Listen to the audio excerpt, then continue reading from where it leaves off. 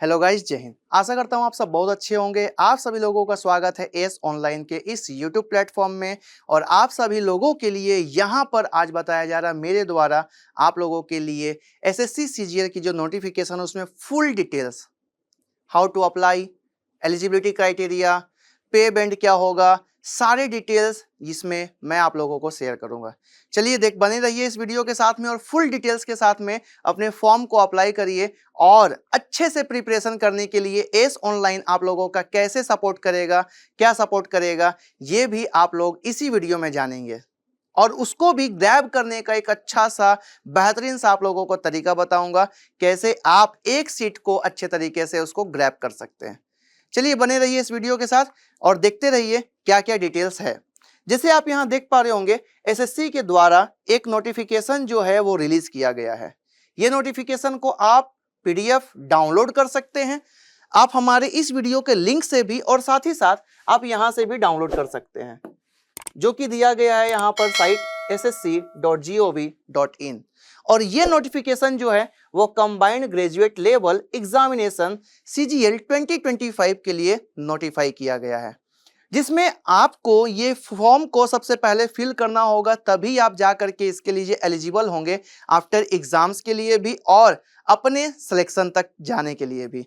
तो इसमें क्या क्या इंपॉर्टेंट डेट्स है वो आगे जानते हैं। Dates for submission of online application जो कि दिया गया है 9 जून से स्टार्ट हो चुका है और 4 जुलाई तक ये सबमिशन का डेट चलेगा, अवेलेबल होगा।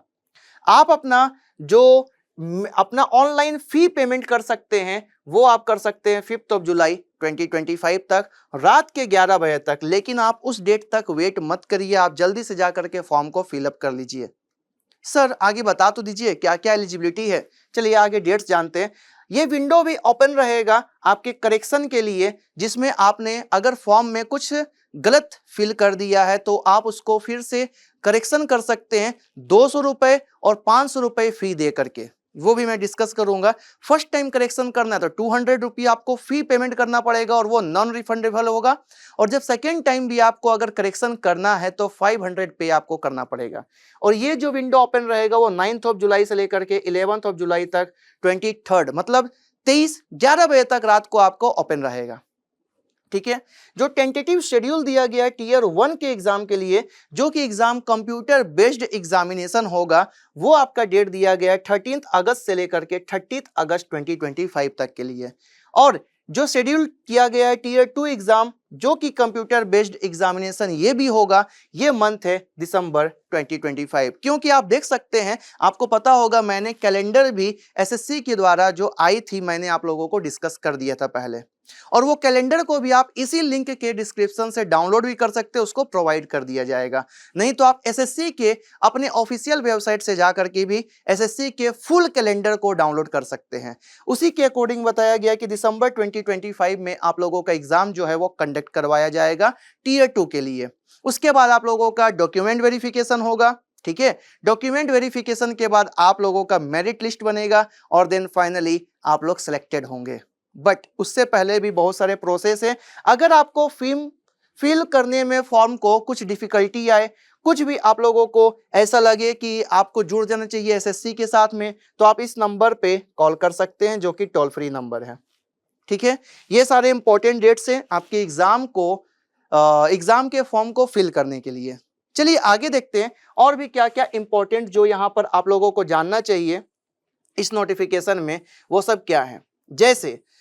जैसे बोला जाता है, एक कहावत भी है हिंदी में, आप लोगों ने सुना होगा कि सबसे बड़ा मोटिवेशन जो होता है वो होता है आपके जनरेशन में, मतलब अभी जब आपका लाइफ एक स्ट्रगल लाइफ, डेट मीन एक युवा लाइफ में, आप प्रिपरेशन वाले लाइफ में, तो सबसे बड़ा मोटिवेशन जो होता है वो होता है इसका पे बैंड, वो होता है इसका पे लेवल, वो होता है इसकी सैलरी। अगर आप ये सारे पोस्ट को देख रहे हैं जहां पर नेम ऑफ द पोस्ट है, कौन से मिनिस्ट्री या डिपार्टमेंट या ऑफिस या कैडर में आप सिलेक्ट होंगे, अगर आपने इस पोस्ट को अटेंड किया है तो क्लासिफिकेशन ऑफ द पोस्ट क्या है, कौन से ग्रुप में है, और साथ ही साथ एज लिमिट क्या है वो भी यहाँ पर दी गई है। जैसे असिस्टेंट सेक्शन ऑफिसर में कुछ बता दे रहा हूं, बाकी आप इसमें से देख सकते हैं। इसके लिए आप सेंट्रल सेक्रेटेरिएट में आपका जो सिलेक्शन है वो होगा, आप वहां पर वर्क करेंगे। और ये ग्रुप बी लेवल का एग्जाम है, मतलब आफ्टर यूपीएससी जो आपका एग्जाम कंडक्ट हो रहा है वो एसएससी के द्वारा हो रहा है और ये ग्रुप बी लेवल का है, जिसमें आपकी एज रिक्वायरमेंट जो है, एज लिमिट जो है वो 20 से लेकर के 30 ईयर्स तक की अगर है तो आप इसको फिल कर सकते हैं। Same assistant section officer ministry of railway और आईबी में, इंटेलिजेंस ब्यूरो में भी assistant section officer, ministry of external affairs में असिस्टेंट सेक्शन इंजीनियर ऑफिसर जो है वो एयरफोर्स हेडक्वार्टर में भी होंगे। Assistant section officer ministry of electronic और इंफॉर्मेशन टेक्नोलॉजी में भी होंगे। मतलब ये सारे असिस्टेंट के पोस्ट है जो कि डिफरेंट ऑफिस में वर्क करेंगे और कैडर में रहेंगे। उसके बाद tax officer, inspector general excise के ऐसे डिफरेंट पोस्ट दिए गए हैं। जो दूसरा पे लेवल दिया गया है जो कि पे लेवल 6 का है वो पे लेवल 7 का था, जहां पर 35,400 से लेकर के 1,12,400 तक आपकी सैलरी जो है वो वेरी करेगी। जो कि यहां पर अगर सैलरी की हम लोग बात करें जो कि पे लेवल 7 का है वो 44,900 से लेकर के 1,42,400 तक आप लोगों की सैलरी जो है वो वेरी करेगी। ठीक है, अब यहां पर भी आपको देख सकते हैं, आपको देखने को मिलेगा कि ग्रुप बी लेवल के एग्जाम जो है आप लोगों को पे लेवल 6 में भी देखने को मिलेगा, जिसमें असिस्टेंट या असिस्टेंट सेक्शन ऑफिसर जो कि अदर मिनिस्ट्रीज और डिपार्टमेंट ऑर्गेनाइजेशन में जो वर्क करेंगे उनके लिए है। और ये भी एज लिमिट जो है वो 18 to 30 है। वहां पर 20 to 30 थी कुछ पोस्ट में और यहां पर 18 to 30 है मैक्सिमम पोस्ट में। ठीक है, बाकी भी सारे आप पोस्ट को और बाकी भी सारे डिपार्टमेंट या फिर ऑफिसेस या फिर कैडर को देख सकते हैं, कौन से लेवल में कौन से ग्रुप में आपका सिलेक्शन हो रहा है वो भी, और एज लिमिट भी। ठीक है, ये सारे डिटेल्स आप लोगों को यहाँ पर पीडीएफ के थ्रू मिल जाएंगे। पे लेवल 5 में है जहां पर सैलरी स्टार्टिंग जो है वो है 29,200 टू 92,300 तक आप लोगों की सैलरी जो है वो वेरी करेगी। यहाँ के बीच में आपकी सैलरी स्टार्ट होगी, जहां पर ऑडिटर के लिए, अकाउंटेंट के लिए और अकाउंटेंट जूनियर अकाउंटेंट के लिए भी आप ये सारे ऑफिसेस में वर्क कर सकते हैं। जो कि अब ग्रुप सी लेवल का एग्जाम आपका वो होगा, मतलब एग्जाम तो आप सीजीएल का ही देंगे, वो वर्क जो है आपका वो ग्रुप सी लेवल का होगा। डेट्स वाई यहाँ पर सैलरी देखिए 29,200 टू 92,300 है। यहाँ पर एज लिमिट आप लोगों को ये मेंशन की गई है। पे लेवल 4 जो है 25,500 टू 81,100 तक के लिए है और ये भी ग्रुप सी लेवल के हैं। यहाँ पर भी एज 18 टू 27 है और यहाँ पर आप लोगों को पोस्ट दिए गए हैं postal assistant, senior secretariat assistant और ऐसे करके वेरियस पोस्ट जो है वो प्रोवाइड कर दिए गए हैं यहाँ पर डिटेल्स के साथ में। ठीक है, तो आप लोगों को अगर सिलेक्शन चाहिए तो आप लोगों को फॉर्म फिल करते समय में अपने एक मोटिवेशन को लेकर के चलना है कि आप लोगों का यहाँ पर सिलेक्शन आप लोगों को अगर लेना है तो उसके लिए आप कैसे तैयारी करेंगे ताकि आपका सिलेक्शन यहाँ पर हो जाए। जैसे आगे बताया जा रहा है वैकेंसीज और रिजर्वेशन के लिए, तो ये वैकेंसीज जो प्रोवाइड की गई है, दी गई है एसएससी के द्वारा, वो अभी अप्रोक्स में बताया गया है there are approx 14,582 vacancies release की गई है। ये वेरिएट भी होगी, मतलब इसमें अप एंड डाउन होगा, आप लोगों को बताया भी गया है। However final vacancies will be determined in due course, updated vacancies if any along with post wise and category wise vacancy will be made available on the website of the commission, आपको दे दिया जाएगा। यह approx है, इसमें ज्यादा भी और कम भी हो सकता है, आप इतना लेकर के चलिए। 14,582 वैकेंसी रिलीज की गई है। अब यहां पर आता है बात रिजर्वेशन का, तो रिजर्वेशन जो है वो शेड्यूल कास्ट के लिए मिलेगा, वो शेड्यूल ट्राइब के लिए मिलेगा, वो ओबीसी अदर बैकवर्ड क्लास के लिए मिलेगा, ईडब्ल्यूएस इकोनॉमिकली वीकर सेक्शन के लिए मिलेगा, एक्स सर्विसमैन ईएसएम के लिए मिलेगा, पीडब्ल्यूडी कैंडिडेट, पीडब्ल्यूबीडी कैंडिडेट के लिए मिलेगा और ऐसे करके और भी जितने भी रिजर्वेशन जो कैटेगरीज होती हैं उसके अकॉर्डिंग आप लोगों को रिजर्वेशन भी यहाँ पर सेंट्रल गवर्नमेंट के थ्रू प्रोवाइड किया जा रहा है, जो कि सेंट्रल गवर्नमेंट के सारे रूल और रेगुलेशन को फॉलो करके यहां पर आप लोगों को दिया गया है। चलिए सर, रिजर्वेशन से रिलेटेड भी कुछ बातों पे ध्यान दे ले। यहां पर क्या क्या रिजर्वेशन आप लोगों का प्रोसीजर होगा। अगर जैसे आपको अगर फॉर्म फिल करना है तो सबसे पहले आप लोगों के पास में क्या होना चाहिए, तो आपके पास में एक नेशनलिटी जिसको हम लोग सिटीजनशिप बोलते हैं, अगर आप इंडियन हैं डेफिनेटली फॉर्म फिल कर पाएंगे। सब्जेक्ट ऑफ नेपाल, अगर आप नेपाली भी हैं तो भी फॉर्म फिल कर सकते हैं, अगर आप भूटानी भी हैं तो भी फॉर्म फिल कर सकते हैं। सर ऐसा कैसे, क्योंकि ये सारे कैंडिडेट मतलब जो उस कंट्री के हैं उनको भी ये रिलैक्सेशन दिया जाता है कि वो इंडियन एडमिनिस्ट्रेशन मतलब ग्रुप डी लेवल के वर्क में भी, सी लेवल के वर्क में भी वर्क कर सके।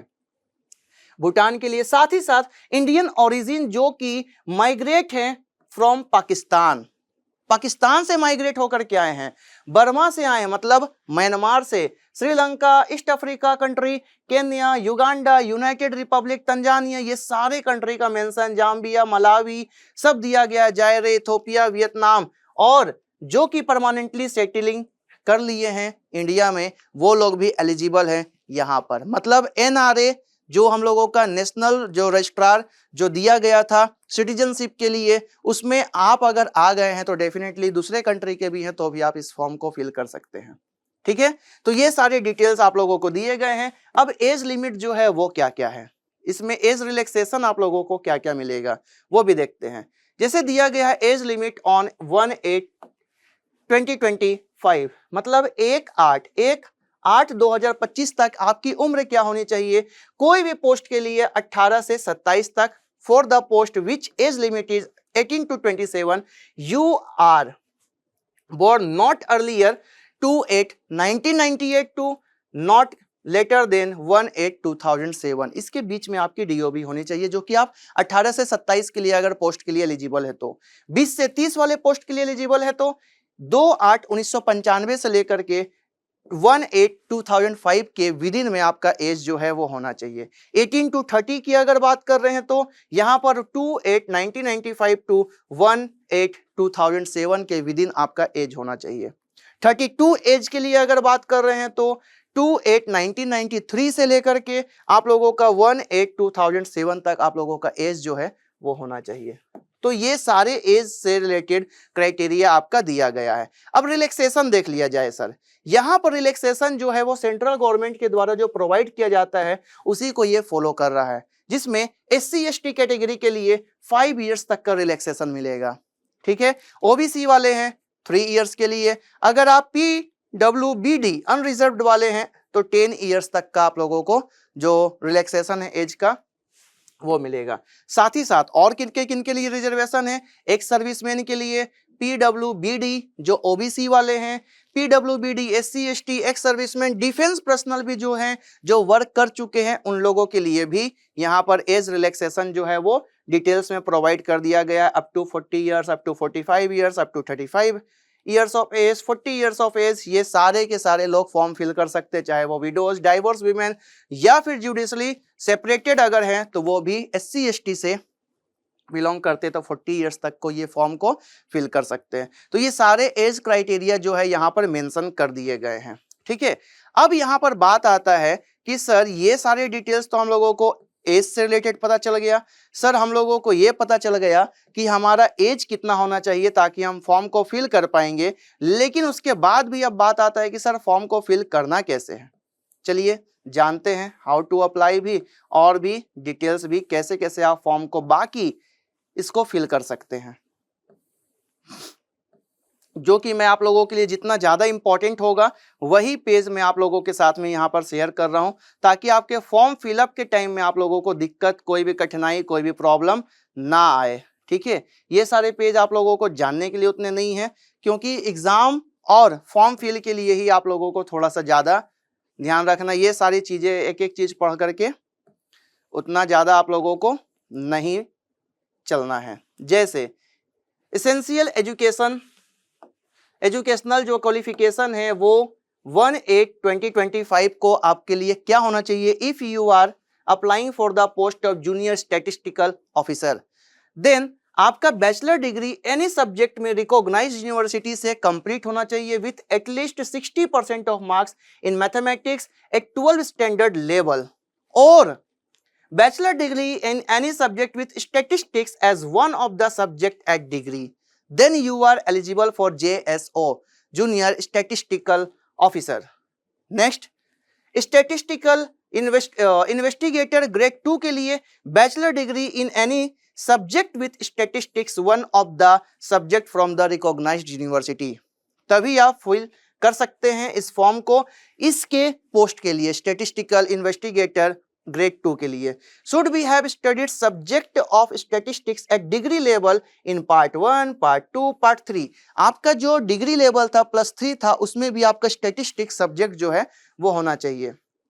All the 6 semesters 3 years degree course not simply the paper in any part of the degree 6 semester at degree level।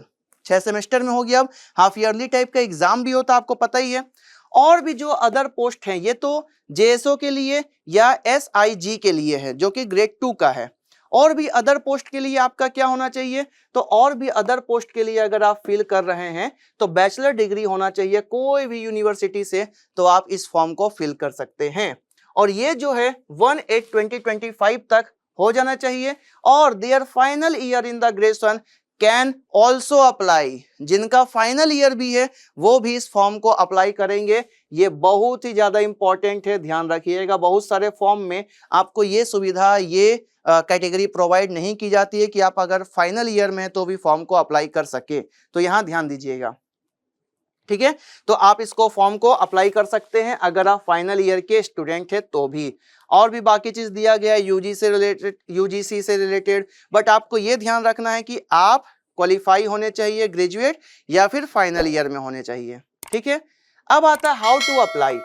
How to apply की अगर बात करें, application must be submitted only in online mode at new website of SSC headquarter का जो provide किया गया है ssc.gov.in और through my SSC mobile application. My SSC mobile application भी आ गया है, प्ले स्टोर में जा करके देख सकते हैं आप, ये अवेलेबल रहेगा प्ले स्टोर में और वहां से भी आप फॉर्म को फिल कर सकते हैं, ठीक है।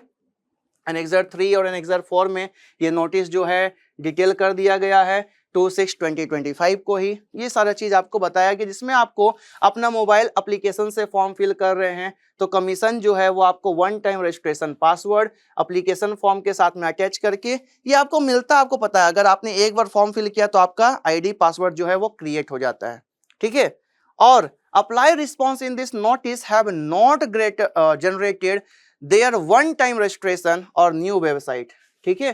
तो ये सब चीजों को भी ध्यान रखना है कि आपको अच्छे से फॉर्म को फिल करते हुए चलते जाना है। चलिए अब आगे, फॉर्म को अगर आप फिल कर रहे हैं तो आपका जो फोटोग्राफ है और जो सिग्नेचर है वो भी क्लियर फॉर्म में होना चाहिए। जब फोटोग्राफ की बात करते हैं तो should not wear a cap, mask और glasses, spectacles while capturing the photo. टोपी नहीं पहनना है, ये सब चीजों का भी ध्यान रखिएगा। फोटोग्राफ के लिए भी जो प्री एग्जिस्टिंग फोटोग्राफ है वो भी चलेगा, या फिर all such application where the photograph his her pre existing photograph is captured will be rejected. पहले वाला जो है उसको कोशिश करिएगा थोड़ा सा चेंज कर दे, ऐसे चलता है लेकिन आप कोशिश करिएगा कि चेंज कर दे तो ज्यादा अच्छा रहेगा। अब आप बोलेंगे सर अभी आप बोल रहे नहीं, क्योंकि आपका अभी रिसेंट में भी शायद फेस चेंज हो गया हो, थोड़े से मोटे हो गए, पतले हो गए, फेस में थोड़ा चेंजेस आ रहा हो, तो आप कोशिश करिएगा कि आप चेंज कर लें। आधार जो ऑथेंटिकेशन है process will not be rejected on the aforesaid grounds. तो आपको ये भी ध्यान रखना है, आपका साइन से रिलेटेड भी, आपके फोटो से रिलेटेड भी ब्लर्ड नहीं होना चाहिए, signature not meeting the above requirement. मतलब जितने भी कोशिश करना है आप लोगों को सही प्रोसेस को फॉलो करके फॉर्म को फिल करना है, ताकि आपका फॉर्म जो है वो रिजेक्ट ना हो, आपको फिर से उसको फिल ना करना पड़े 200 रुपीज पे करके। क्योंकि यहाँ पर आपको फॉर्म के लिए जो पे करना है वो पे करना है ऑनलाइन, और वो आपको पे करना है पेबल ₹100। सर ये किन के लिए है, तो जनरल और ओबीसी के लिए है, परंतु women candidate and candidate belonging from SC and ST और PWBD एंड एक्स सर्विसमैन, इन लोग एलिजिबल, इन लोगों को फॉर्म के लिए फी पे नहीं करना है, ठीक है। पे जो आप करेंगे वो आप यूपीआई, आपको पता ही है आप ऑनलाइन पेमेंट कर सकते हैं, आपको ध्यान रखना है। Online fee paid by the candidate 5/7/2025 23 hours, मतलब रात के 11 बजे से पहले ही पे कर देना। आपको 5 तारीख तक जाना नहीं है भाई, कोशिश करिएगा कि 4 तारीख जो आप लोगों का लास्ट डेट जैसे है ना, और फॉर्म फिल करने के बाद 5 तारीख तक का ऑनलाइन पेमेंट का है ना, आप कोशिश करिएगा पहले कर लें, 5 जुलाई से पहले, ठीक है, अच्छा रहेगा। कैंडिडेट हु आर एग्जेम्प्टेड, आगे देखते हैं। जो जो एग्जेम्प्टेड है उन लोगों को एंश्योर करना है कि फी डिपॉजिट विथ SSC उन लोगों के लिए ये सब कुछ नहीं है। लेकिन अगर उन लोगों एग्जेम्प्टेड है ना, तो उन लोगों को जो फी है वहां पर एग्जेम्प्टेड वाले में उनको टिक आउट करना पड़ेगा, ठीक है, अगर वो उस कैटेगरी में आ रहे हैं तो। करेक्शन के लिए विंडो ओपन रहेगा, वो मैंने आप लोगों को फ्रंट पेज में फर्स्ट पेज में ही बता दिया था। 9/7 से लेकर के 11/7 तक के लिए रात के 11 बजे तक कोशिश करिएगा गलती ना करें, ताकि आपको करेक्शन के लिए 200 जो है वो पे ना करना पड़े। देखिए यहाँ पर एकदम क्लियर मेंशन कर दिया गया है कि अगर आप करेक्शन के लिए इस विंडो को ओपन करते हैं तो आपको करेक्शन जो है वो ₹200 का पे करना पड़ेगा फर्स्ट टाइम में, ठीक है। सेकेंड टाइम में आपको करेक्शन अगर करना है तो आपको पे करना पड़ेगा 500 एंड रीसबमिटिंग और करेक्टेड एप्लीकेशन सेकेंड टाइम। तो ये भी ध्यान रखिएगा, फॉर्म फी का 100 और करेक्शन करने का 200, और ये नॉन रिफंडेबल है किसी के लिए भी, ये इसमें कोई भी कैटेगरी एग्जेम्प्टेड नहीं है। अगर आपने गलती की है, अगर आप एग्जेम्प्टेड कैटेगरी में थे तो भी अगर आपको करेक्शन करना है तो आपको 200 रुपए फर्स्ट टाइम में और 500 रुपीज सेकेंड टाइम में आपको पे करना पड़ेगा, आप एग्जेम्प्टेड कैटेगरी में थे तो भी, ठीक है। ये भी यहाँ क्लियरली मेंशन है। आगे आगे क्या है सर, तो आगे आप लोगों को सेंटर्स जो एग्जामिनेशन के हैं वो जानना है। ये सारे सेंटर, एग्जामिनेशन सेंटर और सेंटर कोड दिया गया है, ठीक है। एसएससी रीजन और स्टेट, कौन कौन से स्टेट और यूटी से आप बिलोंग कर रहे हैं वो कौन सा रीजन में आएगा, और एड्रेस दिया गया। इससे आपको ज्यादा लेना देना अभी तो नहीं है, जब आप फॉर्म को फिल कर रहे हैं तो। आप अगर इस रीजन में आ रहे हैं तो आपके लिए ये सब सेंटर होगा, आप अगर इस रीजन में आ रहे हैं तो आपके लिए ये सेंटर होगा, ठीक है। तो ये ध्यान रखिएगा, आप कौन से रीजन में आ रहे हैं और कौन से रीजन में फॉर्म को फिल कर रहे हैं, थोड़ा सा ध्यान रखना है। इसमें सारे डिटेल्स आप लोगों को दे दिए गए हैं। अब मैं एक एक डिटेल्स आप लोगों को नहीं शेयर कर रहा हूं, बस बता दे रहा हूं ताकि आप लोगों को एक रफली पूरा डिटेल्स मिल जाए। आप इस रीजन में आ रहे हैं तो आपका सेंटर जो है और सेंटर कोड जो है यहाँ दिया गया है। कोई भी रीजन में अगर आप आ रहे हैं तो आप लोगों को ये सारी चीजों का ध्यान रखना है, ठीक है। आपको एग्जाम सेंटर के लिए चूज करना है अपना, और साथ ही साथ अपने एग्जाम के लिए प्रिपरेशन करना है। और ये एग्जाम के लिए जो आप प्रिपरेशन करेंगे, ये प्रिपरेशन में आपको कंप्यूटर बेस्ड एग्जामिनेशन होगा, जो कि 2 टीयर में आप लोगों का कंप्लीट होगा, टीयर 1 में और टीयर 2 में, ठीक है। और जो मार्क्स स्कोर्ड होगा candidate in computer based examination if conducted in multiple seats, तो उनका जो है नॉर्मलाइजेशन भी होगा ही। आपको पता है ये प्रोसीजर पब्लिश है पहले से ही, जो कि इस समय पब्लिश कर दी गई थी। अब जो आंसर की है वो कंप्यूटर बेस्ड एग्जामिनेशन का will be placed on the website of commission after the examination, provide कर दिया जाएगा। आप उससे मैच कर लीजिएगा आपने कौन कौन से करेक्ट किए हैं। कैंडिडेट में गो थ्रू द कि आंसर की submitting online representation if any with in the stipulated time limit on payment ₹100 पर क्वेश्चन इज नॉट रिफंडेबल। तो ये भी ध्यान रखिएगा कि आपको टाइम लिमिट में अपना पूरा चेक कर लेना है। अब जो आपका एग्जाम है वो एग्जाम में एग्जाम का स्कीम क्या है, कैसे आप एग्जाम को, कौन कौन से सब्जेक्ट के लिए आपको प्रिपरेशन करना है, कितने क्वेश्चंस आएंगे और प्रिपरेशन का लेवल क्या होना चाहिए। जिसमें आपको जनरल इंटेलिजेंस और रीजनिंग के लिए 25 क्वेश्चन 50 मार्क्स के लिए, जनरल अवेयरनेस के लिए 25 क्वेश्चन 50 मार्क्स, फिर quantitative aptitude 25 50 marks, English 25 50 marks into 2 आप लोगों का रहेगा। और अगर आप नेगेटिव करते हैं तो आप लोगों को जो मार्क्स है 0.50 वो डिडक्ट भी हो जाएगा नेगेटिव के लिए। 1 आवर का आपको टाइम प्रोवाइड किया जाएगा, 1 आवर 20 मिनट जो है वो एलिजिबल हो जाएंगे जो PWD वाले कैंडिडेट आते हैं उन लोगों के लिए। तो ये टीयर 1 का एग्जामिनेशन का शेड्यूल है, आप ध्यान रखिएगा, इसका स्कीम है, ठीक है। टीयर 1 को आप जैसे ही क्लियर करते हैं, आपका जो आंसर की आता है आप मिलाते हैं, आपके अच्छे क्वेश्चन सही हो जा रहे हैं, उसके बाद आपने सही टीयर 2 के लिए अगर आप प्रिपरेशन करेंगे, पहले ना ये होता था आपका सब्जेक्टिव टाइप का इंग्लिश और मैथ्स का, परंतु लास्ट 3 सालों से ये पैटर्न जो है एसएससी ने चेंज कर दिया है। ये भी आप लोगों का कंप्यूटर बेस्ड एग्जामिनेशन होगा, जो कि सेशन 1 में आप लोगों को सेक्शन 1, सेक्शन 2, सेक्शन 3, सेक्शन 4 मिलेगा, अलग अलग, ठीक है। जिसमें सेक्शन 1 में आपको मैथमेटिक्स मिलेगा, ठीक है, और रीजनिंग मिलेगा, 30 क्वेश्चन मिलेंगे, 60 क्वेश्चन हो गए, 3 नंबर का एक क्वेश्चन होगा। इसके लिए आप लोगों को 1 घंटे का टाइम ड्यूरेशन जो है एक सेक्शन के लिए दिया जाएगा। सेक्शन 2 जो है इंग्लिश का होगा, जिसमें 45 क्वेश्चन, जनरल अवेयरनेस 25 क्वेश्चन, मतलब अब जनरल अवेयरनेस आपको इधर भी पढ़ना है, जो कि 70 क्वेश्चन हो गए और 3 नंबर का एक क्वेश्चन होगा, तो 210 क्वेश्चन हो गए, ठीक है। फिर सेक्शन 2 जो कि पेपर 1 का ही हम लोगों का चल रहा है सेशन 1 में ही, वो सेक्शन 3 है। अब कंप्यूटर नॉलेज टेस्ट होगा जो कि 20 नंबर का होगा, 20 क्वेश्चंस होगा 3 नंबर का एक क्वेश्चन, 60 नंबर, मिनिमम 15 मिनट जो है आप लोगों को टाइम अलॉट किया जाएगा। फिर डेटा एंट्री का टेस्ट भी होगा, speed test, 1 data entry task दिया जाएगा, 20 मिनट्स का दिया जाएगा। ये सब भी आप लोगों को ध्यान रखना उन लोगों के लिए जो एलिजिबल थे पीडब्ल्यूडी वाले में। अब पेपर 2 जो है वो स्टैटिक्स वाले बच्चों के लिए, जिन्होंने जेएसओ वाला भरा, स्टैटिस्टिक्स वाला भरा, उन लोगों के लिए। ये आपके लिए नहीं होगा, ध्यान रखिएगा। आपका सिर्फ सेशन 1 का ही होगा, ठीक है। सेशन 1 और सेशन 2 होगा, जिसमें सेक्शन 1 2 3 4 आप लोगों को ध्यान रखना है, ठीक। अब ये टीयर 2 हो गया। टीयर 2 में आप जैसे क्लियर करते हैं तो टीयर 2 में क्या क्या सब्जेक्ट वो मैंने आप लोगों को बता दिया। उसमें जो सिलेबस है वो भी मैं बताता हूं आप लोगों को, परंतु टीयर 2 को क्लियर करने के बाद डॉक्यूमेंट वेरिफिकेशन भी होगा आप लोगों का। उसके बाद जाकर के आप लोगों का सिलेक्शन के प्रोसीजर में और आगे बढ़ेंगे। अब देखिए ये क्या बोला जा रहा है, it will be mandatory for the candidate to qualify the sections paper 1 separately.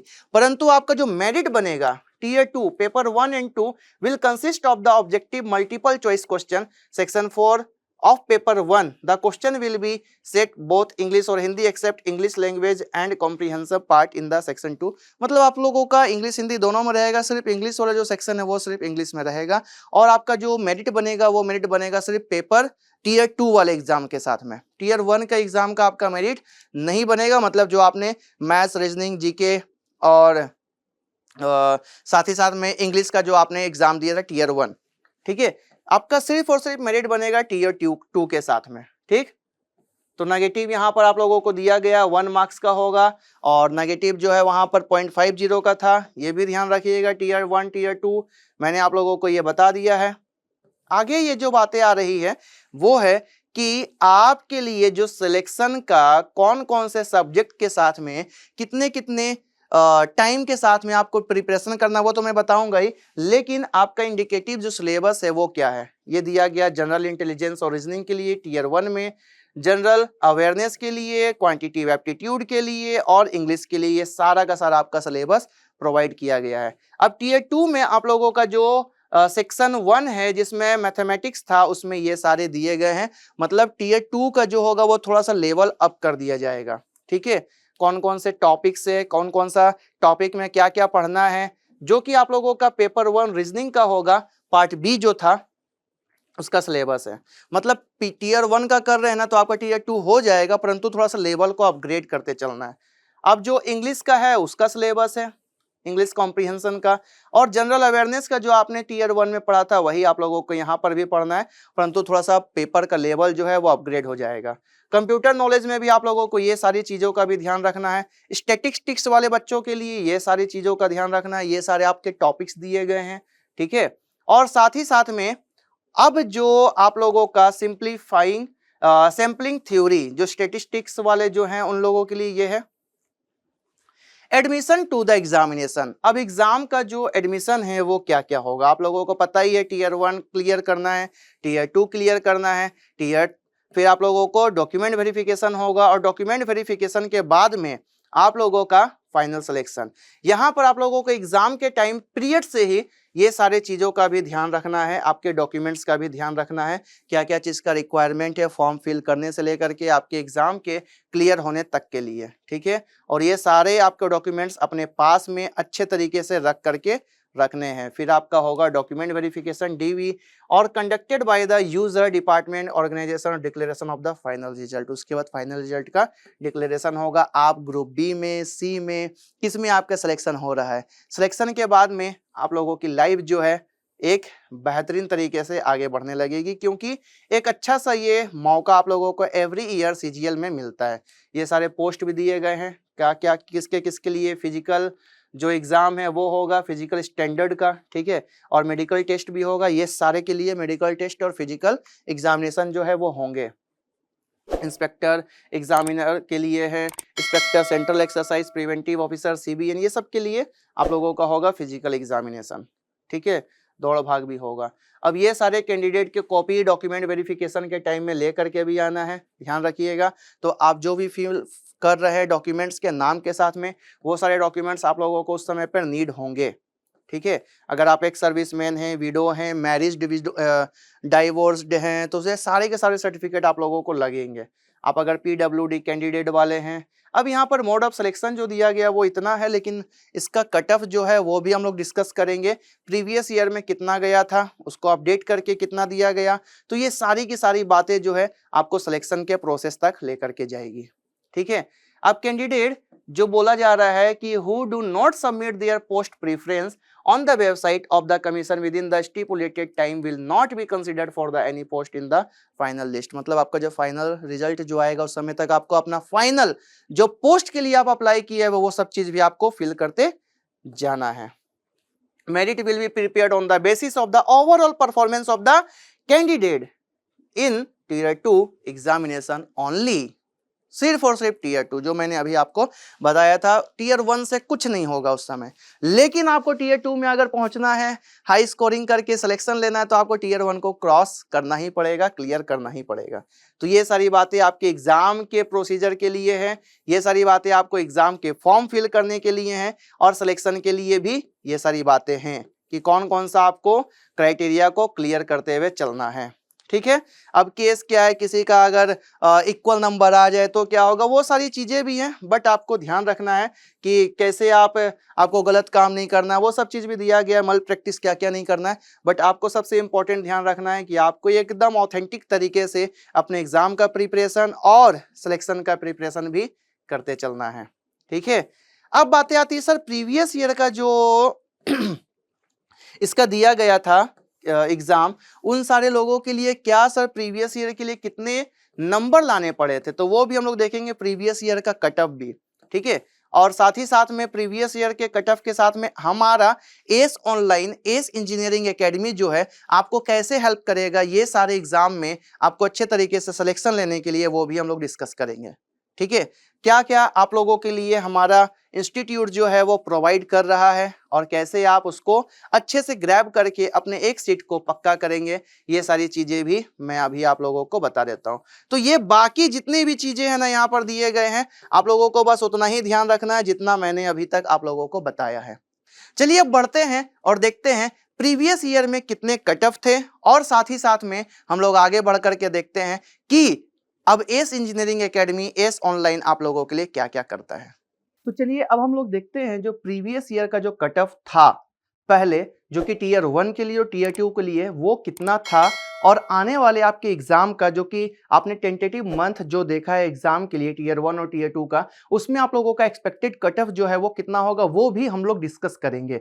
साथ ही साथ एस ऑनलाइन और एस इंजीनियरिंग एकेडमी जो है वो आप लोगों के लिए कैसे सपोर्ट करेगा, ताकि आप अपना एक सीट जो है वो पक्का कर सके एसएससी सीजीएल में। चलिए बढ़ते हैं वीडियो में आगे और देखते हैं प्रीवियस ईयर कट ऑफ जो है वो टीयर 1 के लिए कितना था प्रीवियस ईयर में, ठीक है। अब यहां पर आपको कैटेगरी और अदर पोस्ट के लिए जो कट ऑफ है वो दिया गया है। जैसे कैटेगरी आपको दिख रहा है UR, unreserved, schedule caste, schedule tribe, साथ ही साथ ओबीसी, ईडब्ल्यूएस, ओएच, और ऐसे सारे जितने भी कैटेगरीज है सबका यहाँ पर कट ऑफ आप लोगों को मेंशन कर दिया गया है। जैसे अगर हम लोग बात करें 2024 में 153.18981 जो है वो कट ऑफ गया था लास्ट ईयर का अनरिजर्व वाले कैटेगरी के लिए। 2023 में 150.04936 गया था, 2022 में 114.27651 था, और 2020 और 2021 में 132.3726 कट ऑफ था। ये लास्ट 7 इयर्स के सारे कट ऑफ जो है, जिससे आपको एक पूरा डिटेल जो है वो पता चल जाए कि धीरे धीरे आप लोगों का कट ऑफ जो है वो इंक्रीज होता जा रहा है।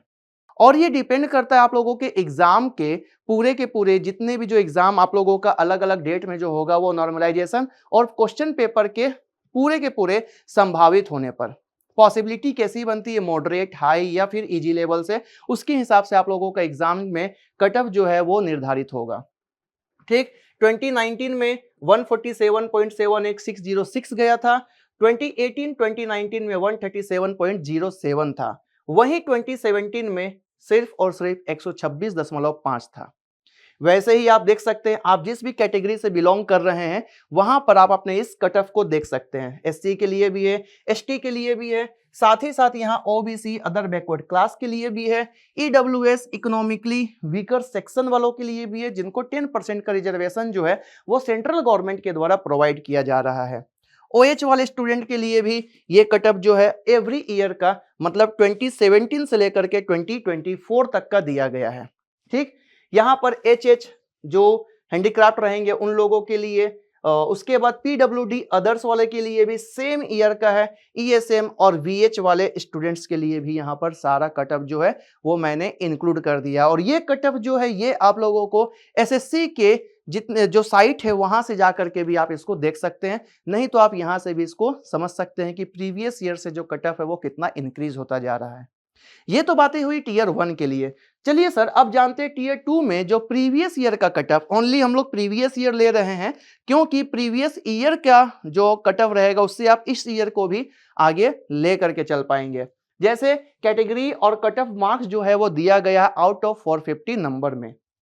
एससी वाले जो स्टूडेंट्स रहेंगे उन लोगों का कटअप जो था लास्ट ईयर में 285.45 था, एसटी 266.49513, ओबीसी 306.27841, अनरिजर्व और ईडब्ल्यूएस के लिए 300.03797, साथ ही साथ अनरिजर्व के लिए 322.77352 और ईएसएम वाला के लिए 202.28472, साथ ही साथ OH 258.66022 और HH, VH, PWD अदर्स के लिए भी यहां पर सारे कटअप जो है वो टीयर 2 के लिए इंक्लूड कर दिया गया है। ये भी ऑफिशियल वेबसाइट से आप इसको देख सकते हैं।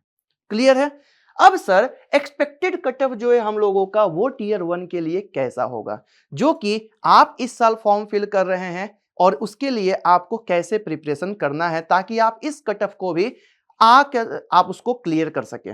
जो एक्सपेक्टेड कटअप रहेगा आपका first exam computer based examination जो कि सीबीटी 1 या फिर आप टीयर 1 बोल सकते हैं, उसके लिए अगर आप जनरल कैंडिडेट हैं तो 155 से लेकर के 165 तक आप लोगों का कटअप जा सकता है। ये एक्सपेक्टेड है, पॉसिबिलिटी है, अभी किसी को पता नहीं है। ये मैं अपने तरफ से और पूरे के पूरे निगरानी करके क्वेश्चंस को प्रीवियस ईयर के हिसाब से भी मैं देख रहा हूं कैसे कैसे इंक्रीज हो रहा है, उसके अकॉर्डिंग मैंने ये यहाँ पर आप लोगों के लिए एक्सपेक्टेड कटअप को इंक्लूड किया है।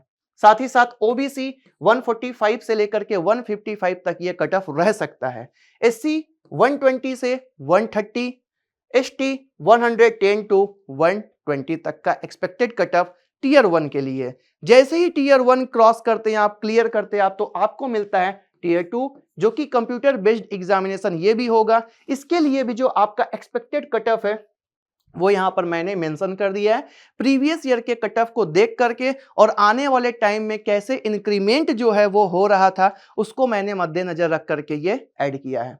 अनरिजर्व के लिए एक्सपेक्टेड कट ऑफ जो टीयर 2 के लिए होगा वो 295 से 305 तक का ये एक्सपेक्टेड कट ऑफ आपको देखने को मिल सकता है। ठीक है, OBC 275 to 285, SC 245 to 255, ST 230 to 240, EWS 270 to 280 तक ये आपका कट ऑफ जाएगा। सर ये सारी बातें तो आपने अभी कट ऑफ से रिलेटेड बता दी है। अब एस ऑनलाइन जो है वो आप लोगों के लिए क्या कर रहा है। एस ऑनलाइन से अगर आप प्रिपरेशन कर रहे हैं, जो कि एसएससी सीजीएल के लिए फुल्ली डेडिकेटेड बैच जो है वो लॉन्च किया गया है और ये प्री रिकॉर्डेड कोर्स आप लोगों को मिलेगा। साथ ही साथ में आप इसमें ऑनलाइन टेस्ट सीरीज को भी अवेल कर पाएंगे और ये कोर्स आप 3 मंथ्स, 6 मंथ्स और 12 मंथ्स के लिए सब्सक्रिप्शन को ले सकते हैं। सर इतनी ही बातें नहीं है, आप इस सब्सक्रिप्शंस को अगर सब्सक्राइब कर रहे हैं तो उसमें 50% तक का फ्लैट ऑफ भी आप ग्रैब कर सकते हैं। आपको कोड यूज करना है CGL50, जिससे आप 50% तक का जो कोर्स में जो डिस्काउंट है वो आप प्राप्त कर पाएंगे, ग्रैब कर पाएंगे। सर ये जो है हम लोगों को मिल रहा है, इसमें की फीचर्स क्या क्या है। सीजीएल के लिए जो आपको की फीचर्स मिलेगा और भी जितने भी जो एस के आपको मिलेंगे, आपको कोर्स रिकॉर्डेड हो ऑनलाइन हो तो उसका की फीचर्स ये है, क्या है, एक्सपीरियंस्ड फैकल्टीज के द्वारा आप लोगों को ये पूरा का पूरा रिकॉर्डेड कोर्स भी, और जो आप ऑनलाइन बैच में भी अगर आप एनरोल करते हैं आपको पूरा का पूरा एक्सपीरियंस्ड फैकल्टी का एक पैनल मिलता है। उस सब्जेक्ट का। आस्क एन एक्सपर्ट भी, आपको कोई डाउट है आप पूछ सकते हैं। साथ ही साथ लाइव डाउट क्लियरेंस भी आप लोगों को मिलता है, जो कि आप ऐप के थ्रू भी रेज कर सकते हैं अगर आपने रिकॉर्डेड कोर्स को अवेल किया है तो। फ्री ऑनलाइन टेस्ट सीरीज भी आपको अवेलेबल होगा और साथ ही साथ full set of study material भी आप लोगों को यहां से प्रोवाइड किए जाते हैं। ठीक है, अब ये आपको तो परचेज करना है। इसके साथ ही साथ में आप अगर डेडिकेटेड होकर के प्रिपरेशन कर रहे हैं तो आप एस ऑनलाइन के एक यूट्यूब चैनल है, वहां से भी प्रिपरेशन को अपनी अंजाम दे सकते हैं। वहां पर आप लोगों को यूट्यूब में फ्री ऑफ कॉस्ट में बहुत सारे वीडियोस मिल जाएंगे और आने वाले टाइम में और भी वीडियोस मिलेंगे और उसके पीडीएफ्स भी आप लोगों को मिलते जा रहे हैं। ये सारी बातें जो आप लोगों को एस के द्वारा प्रोवाइड की जा रही है, ये सारे कोर्स जो आप लोगों को एस के द्वारा प्रोवाइड किए जा रहे हैं, आप ऑनलाइन के थ्रू भी और रिकॉर्डेड के थ्रू भी आप ले सकते हैं।